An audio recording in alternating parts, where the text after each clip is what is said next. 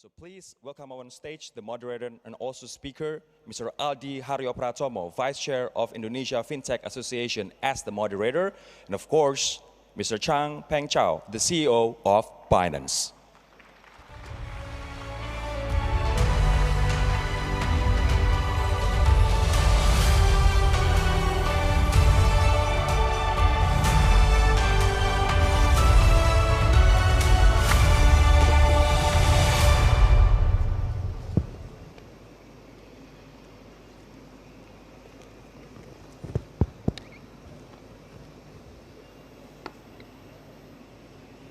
Hello, everybody.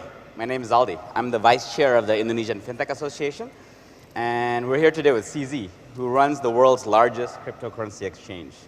At the peak, they traded 24 hours, $170 billion of crypto. So this week has been a really eventful week for crypto. So despite all that's going on, thank you for being here with us, CZ. What have you enjoyed the most about Indonesia so far? I've actually been to Indonesia, specifically Bali, many times. It's a fantastic place. In addition to being a very nice vacation resort, Bali is also the crypto center of Indonesia, right? There's a lot of crypto people here. So we have quite an active community here. I've been meeting with our Binance angels, who are community volunteers, just learning more about what's going on here. So it's been a fantastic experience. No, thank you, and we hope you keep coming to Bali. Absolutely, yeah. Okay, let's start with a quick intro, I think, on crypto and Binance, right? So we're at B20 Indonesia. The audience is filled with global business and world leaders. What do you think it's important for them to know about crypto and Binance? Those are big topics. I think crypto, the way I would describe it is, if you think about internet, it's just a new technology. It was just a new technology for transferring information. Yep. That's all the technology is. It's just data packets over a wire or over the air. But because of that, we're able to build entire industries, new economies, virtual worlds. Today, if somebody take away your phone, you feel really awkward. This new technology, crypto, is just a new technology for transferring value. Mm-hmm. That's all it is. But with this new technology, we can now build new business models. It's changing the way we do fundraising. It's changing the way we do investments. It's changing the way we do payments. Now we can do micropayments. We can do cross-border remittances. So we can do NFTs, metaverse. All of this is going to come. Some of them are already here, like global fundraising using either ICOs, IDOs, IEOs. Yep. It's already here. So if one technology deals with information, this new technology deals with money. Yep. So the impact is going to be tremendous. You will impact economic sectors very heavily. The technology for a better form of money is going to give you a better form of a fintech industry, financial sector, which is going to be the pillar for every other sector. So it's very important to understand this technology. At the same time, there's a lot of risks. We're in a new industry. We've seen over the past week things go crazy. Here, so in the industry. So we do need some regulations. We do need to do this properly. We do need to do this in a stable way. So all of that is happening. Binance is one of the larger players in the industry. Most people know Binance as a cryptocurrency exchange, but we actually have much more than that. We also invest and own multiple decentralized wallets. We also own CoinMarketCap, which is the most visited website in crypto for information. We invest heavily in DeFi, in blockchain technologies, etc. So we also invest very strongly in local economies in different parts of the world. So we are probably one of the few platforms who push very heavily on education and charity, etc. So Binance is more like an ecosystem of tools that we want to help people to access crypto with. Oh, thank you. That's a very broad explanation. So let's dive into the use cases, right? Because ultimately it's about being useful. That's what a technology should be.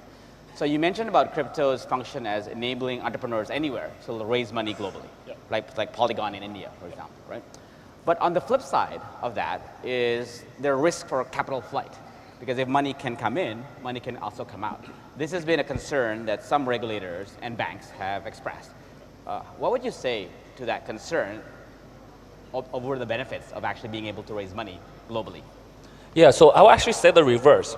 If money couldn't go out, money would not come in, right? So as a, as kind of an offshore business, to start a business in Indonesia, to register for a license, I think you have to deposit like $5 million US-ish. Yeah, around, yeah. Right, so like 3 to 5 million-ish US dollars. And the first question people will think about, hey, I can wire the money in, but at some point, can I wire the money out? So if the second one is not guaranteed, it's not open, people will not wire money in. So, and blockchain provides a very, very useful tool for entrepreneurs in Indonesia or in any other place in the world to raise money. Today, any entrepreneur with a decent background, with good reputation, with a decent product idea can raise 10, 20 million US dollars in a matter of days. Whereas doing the same thing through the traditional VCs will take years. And also, I think Indonesia does not quite have a very strong VC ecosystem. Like, compared to the size, in dollar terms, compared to the US guys, are much smaller. It's still young. Yeah, it's still young. But just because we're still young here, we can leverage a new technology. In the US, the VCs are so established that they're actually more scared of this new technology. Because we're young and we don't have such heavy establishments yet, we can just use this new technology for entrepreneurs to raise money. This is the most direct form of foreign direct investment. So every country, every leader I spoke to, everyone wants foreign direct investment. But why don't you let entrepreneurs raise money using the blockchain through ICOs, etc.? So this technology provides that. Yeah, so your recommendation essentially is for the regulators just to open up, right? But also another part of what brings foreign capital in and capital out is taxation. There was a recent crypto tax introduced, for example, in Indonesia and some other markets. What do you have to say about those? Yeah, so I actually think the current tax, the new tax that was introduced recently in Indonesia, it's not optimal. I think tax is perfectly fine, and the way to achieve the highest amount of that you can tax is actually through, I think, which could be wrong, is actually through a lower tax number. So look, if you take things to the extreme, right? If you tax $99 out of a $100 transaction, you're not going to get any tax because no one's going to do that transaction. And also in crypto, there's less of a country border concept. When you tax the local entities very heavy, well, the local the transactions that happen on local platforms very heavily, all those transactions are going to move to offshore platforms. And then you actually end up taxing very little. If you tax a little bit and the transaction volume is high, then the total amount of tax you receive is actually higher, right? So it doesn't mean higher percentage tax always give you the highest return or highest tax collected. Also, I personally would highly recommend don't tax on the user transactions. If you tax 0.12% per user transaction, that's not going to be a lot of transactions. Tax the businesses in the industry. So tax corporate income. And in order to tax corporate income, you should give licenses more easily. And when you give a license, then you can ask for data. Then you have a conversation. So then you have control. If you don't give licenses, and most platforms are operating either offshore or in other ways, so quite a number of things are counterintuitive. It's much better to give licenses, to be open, and then I highly recommend not taxing the user transactions, but tax corporate income. Understood. Okay, let's move on a little bit.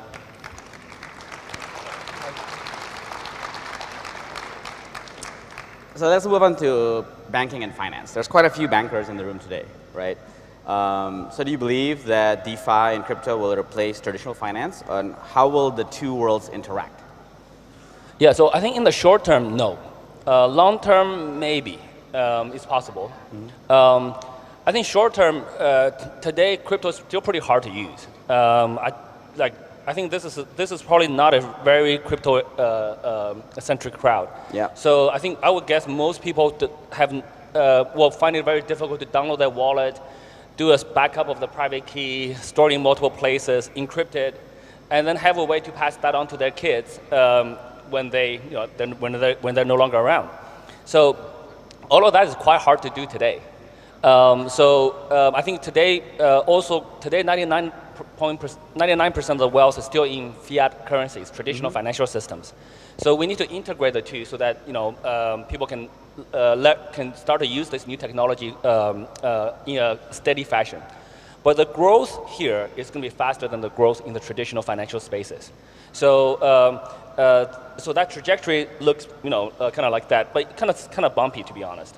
But in the long future, though, I do think as the 10, 20 years, as the next generation comes into play, they will be crypto natives. Like the teenagers today, they look at crypto, they think that's just very normal.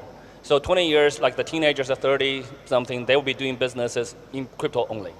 So crypto is a much easier form of money. It's much easier to do transactions once you know how to use it. It's much lower friction and it's much global. So it has some advantages. Yeah, it has some really significant advantages, but today it's just not hard. It's kind of hard to use. So over the long term, when we solve those usability problems, I think more and more people will migrate to crypto. Yeah, and you always mention in the past about Binance's role as being a platform of platforms, right? Where you're leading the charge in building the technology to increase mass adoption. So what do you mean by that? Maybe explain to the audience. And what are the things that still need to be built in your mind today to get so that everybody in this room in the next few B20s will actually have a self-hosted wallet? Yeah, so what we try to do is just to provide access to crypto. It could be liquidity that people want to buy and sell. That's a very basic form of it. That's the exchange. Most people think of us as only doing that. But anything that helps people, like CoinMarketCap, is a place for people to access crypto information. So most people use that website to look up, coin, the history, etc. So happy to provide that. Even custody, self-custody wallets, as we were mentioning before, Trust Wallet, we provide that. That's a tool that people hold their own private keys on themselves, and they hold their crypto funds. And we have we don't want to control, we don't want to touch that. So, and we also help other entrepreneurs in the space. We invest very heavily in the ecosystem, and actually our investments have done really, really well over the last 4 years. I think we've done over 70x over the last 4 years, wow. even at today's prices. So yeah, so we just want to help to build tools. I think the talk I did here like 3 days ago. Yeah, so I learned from a very senior guy in Google. He said, look, Google provides a number of infrastructure services in the internet space. They do a bunch of stuff that people don't even think about, like the time on your phone is synced with a Google Internet server. The DNS, the 8.8.8, that's also provided by Google. So all of those things are free, but the internet becomes more usable. So we just want to provide any tool for people to use crypto for. Yeah, and as you do this, I think you'll become bigger and more powerful and more central in the industry. So right now, we looked at the spot trading volume for the last 24 hours. Binance was 13 billion. The next one, the closest one, is 1.3 billion, right? How big is too big? And what are your thoughts about, as you get bigger, your responsibility in the ecosystem to protect consumers? Yeah, so there are natural network effects and centralization versus decentralization forces at play.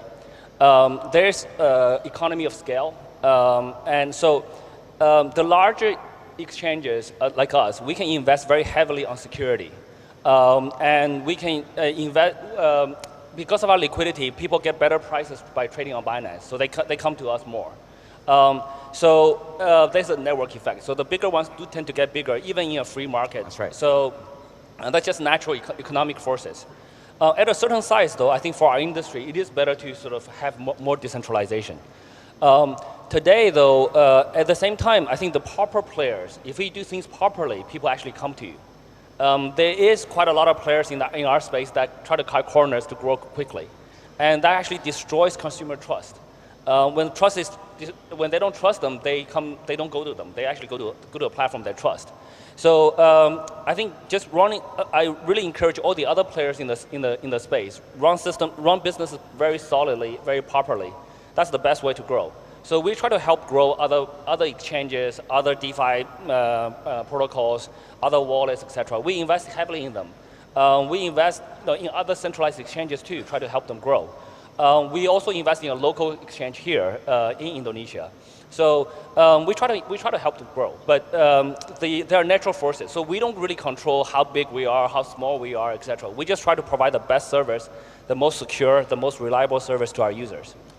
And in terms of protecting consumers, what is the role of the regulators, the government, the central bank, in your view, because of recent events? Right? FTX collapsed recently, and there could be more, right? Especially in the derivative sector, for example. Like, what would be the role of the central bank and other regulators in this case? I think the industry collectively has a role to protect consumers, to protect everybody. So it's not just regulators. Regulators does absolutely have a role, but it's also not 100% of their responsibility. No one can protect a bad player, to be very frank. If a guy is very good at lying and is very good at just pretending to be what he's not, somebody wants to violate the law is not going to prevent that. The law can help to reduce that. As industry players, we should be more vocal about it. We should set very strong standards for the industry. Actually, one of the things we will do very soon, given the events that happen, we will try to collect the other industry players together and form an industry association globally, try to deal with some of the common standards in business, etc. So as industry players, we have a responsibility as well. The VC investors have a responsibility. They invest in businesses that didn't work. That hurt a lot of users. They're also responsible. The consumers are responsible as well. The schools are responsible. Why aren't we teaching people about consumer financial risk assessment in schools? So everybody's responsible. No one can completely prevent it. But the regulators do have a role.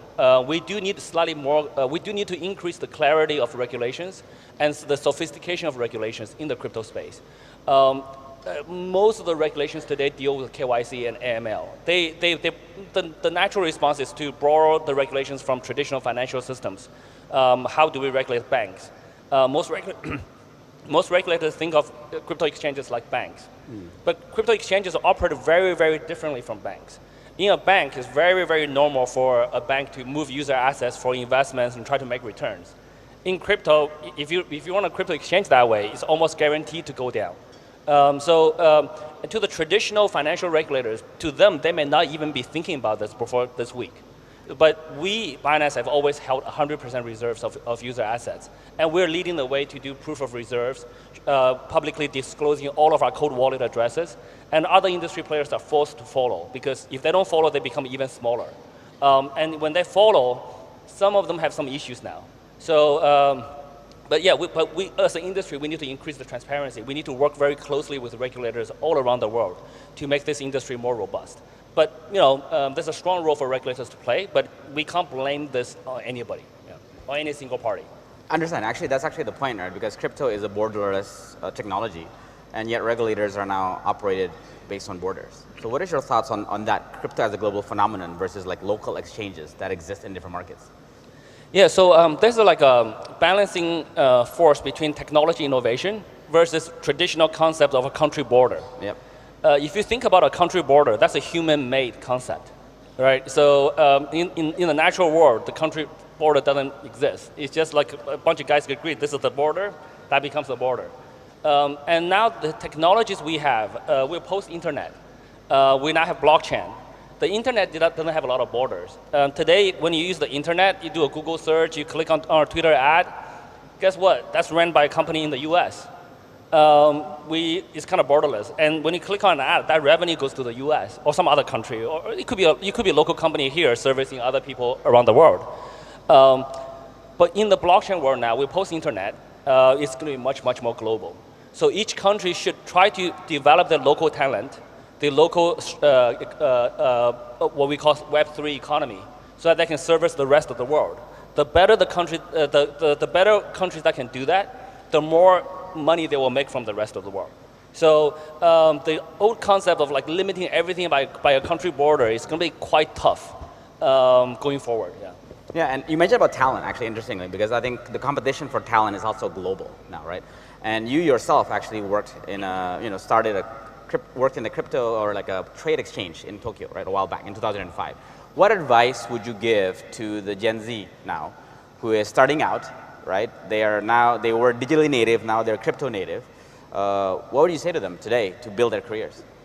It's a tricky one. So I think different people have different skill sets. I typically recommend people, especially the younger generation, to become good at one thing first. Because of the global competitiveness, so today we can hire the best programmer anywhere in the world, in Indonesia, in Jakarta, in other places. They can work from home. So the competition is global now. So you got to be very good at what you do. And if you try to be very good at many things, it's quite a bit harder than trying to be good at one thing first. But as you become more seasoned, more experienced, people can become more generalists. Founders, CEOs are typically generalists. But I typically recommend people to be good at one thing first, and then grow from that. And also have a very global mindset. Don't just look for jobs in the local economy. If you're a programmer, for example, there probably are higher paying jobs in more developed countries, etc. But you can work from here and live here, and it's a beautiful lifestyle here, and have those jobs. And also learn about new technologies. The world is changing really, really quickly. So for the younger generation, always learn about new technologies. No, thank you. Any closing statements for the audience? Not much. I mean, so over the last week, there's so much turmoil in our industry. But I want everybody to understand that's not reflective of everything in the industry. The industry goes through ups and downs. We have one or maybe even more bad players in the industry, but the industry is still growing. So we're still building. Yeah. So thank you for your support. Yeah. Thank you very much, CZ, for your time today. Everybody, CZ. Thank you so much.